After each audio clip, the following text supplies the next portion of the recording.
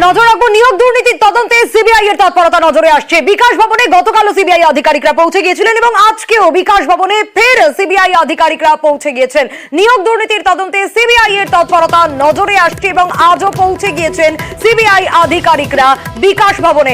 আরো বিস্তারিত জানবো অনুপের কাছ থেকেই। অনুপ রয়েছেন আমাদের সঙ্গে। অনুপ, এই মুহূর্তের আপডেটটা একটু জানতে চাইবো, কারণ সিবিআই আধিকারিকদের তৎপরতাই নিয়োগ দুর্নীতি নিয়ে আবারও নজরে আসছে। গতকালও গিয়েছিলেন, আজও পৌঁছে গেলেন।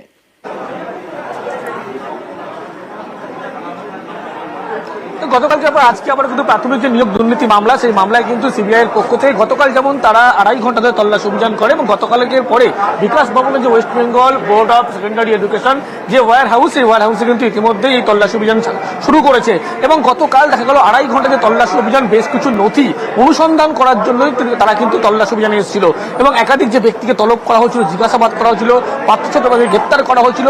পরবর্তী ক্ষেত্রে বেশ কিছু নথির প্রয়োজন, হাইকোর্টেও সেই সংক্রান্ত মামলার বেশ কিছু ফাইল চার্জশিট জমা দিয়েছিল এবং পরবর্তী ক্ষেত্রে লক্ষ্য করা যায় যে সিবিআই এর পক্ষ থেকে কিন্তু এই ওয়্যার হাউসে কিন্তু সিল করে দেওয়া হয়েছিল তল্লাশি করে প্রথমবার।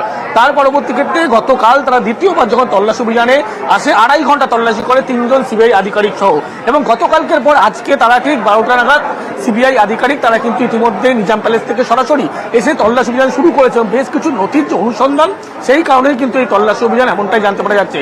প্রাথমিক নিয়োগ যে দুর্নীতি মামলা, সেই মামলার ক্ষেত্রে কিন্তু এই নথির অনুসন্ধানের জন্যই তারা আজকে এই ওয়্যার হাউসে এসছে। এই ওয়্যার হাউস আগেও যেমন তল্লাশি করা হয়েছিল, সিল করা হয়েছিল, গতকালকের পর আজকে আবারও নতুন করে এই তল্লাশি অভিযান কিন্তু কিছুক্ষণ আগেই শুরু হয়েছে এবং শুধুমাত্র নথি যে অনুসন্ধান সেই করার জন্যই তারা এসছে বলে এমনটাই কিন্তু সিবিআই সূত্রপাত খবর।